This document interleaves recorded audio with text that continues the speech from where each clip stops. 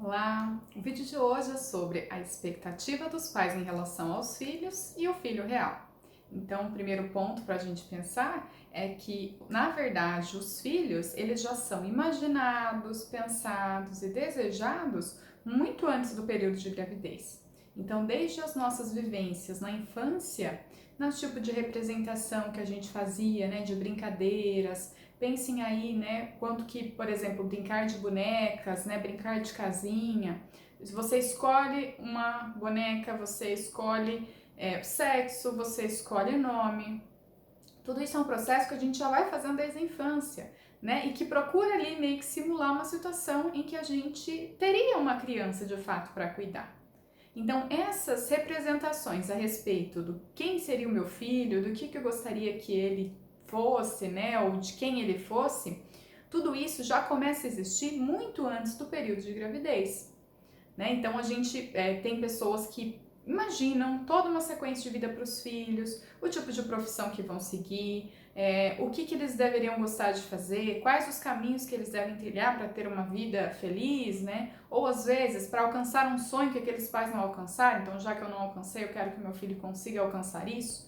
Então percebe que isso já existe, já se inicia muito antes. Então a imagem de um filho, né, o que se espera de um filho, é algo que é muito profundo e já vem de muito tempo. E a gente tem o processo, né, da família que de fato engravida. E aí todas essas representações, esses desejos, eles passam ali a ser revistos, né? Porém, nós temos o bebê real. Então, o que é importante? Reconhecer o bebê na sua alteridade, naquilo que lhe é único, nas características que são dele, que são muitas vezes diferentes daquilo que os pais imaginaram. Então, quando a gente tem, né, o nascimento da criança, os pais começam a se deparar com esse bebê real, que às vezes é um bebê que vai ser um bebê que chora um pouco mais, né, ou que é um bebê mais quieto. É diferente daquilo que os pais imaginaram, né, porque esse bebê, ele é único, ele não existe por conta daquilo que você representou, né, ele vai ter as suas características próprias.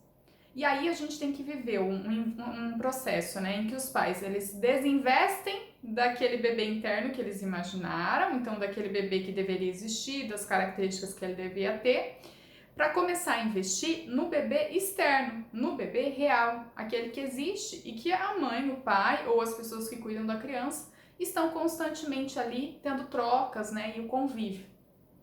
Então a gente precisa, muitas vezes, né, fazer um luto desse bebê que foi imaginado, desse filho que foi imaginado, para agora lidar com esse filho que é o real. Essas trocas, elas vão acontecendo constantemente na rotina dos pais, da criança, de quem está assumindo essa função. Então, observando aquela criança, conforme ela vai crescendo, ela vai começando a demonstrar suas preferências, os seus interesses, né? Nem sempre é só com o nascimento que a gente já consegue identificar essa criança, esse bebê, sendo diferente do que eu imaginei. Mas conforme o desenvolvimento vai acontecendo, é importante que eu consiga olhar para aquela criança, olhar para aquele bebê, né? Que vai se tornar um adolescente, vai se tornar um adulto, né? Às vezes as pessoas levam um longo tempo para identificar e conseguir elaborar que aquela pessoa ali que nasceu, por mais que exista esse vínculo parental e que eu tenha uma série de desejos para ele, o importante é que ele tenha o direito de ser ele mesmo, dele ter as suas vontades e os seus desejos respeitados. Mas isso pode ser um processo que demande muito emocionalmente desses pais.